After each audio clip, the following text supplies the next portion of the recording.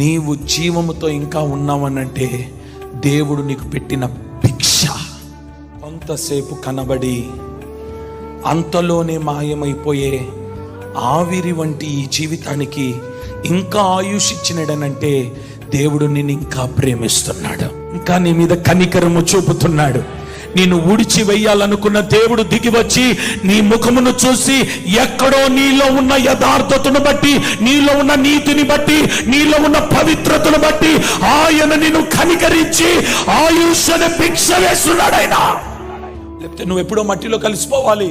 నువ్వు చేసే పనులను బట్టి, మీరు చేసే అక్రమాలను బట్టి, మీరు మాట్లాడే మాటలను బట్టి, మీ ప్రవర్తనను బట్టి, నీ నడకను బట్టి, నువ్వు చూసే సినిమాల్ని బట్టి, నువ్వు మాట్లాడే భయంకరమైన బూతుల్ని బట్టి ఎప్పుడో మట్టిలో కలిసిపోవాలి నువ్వు.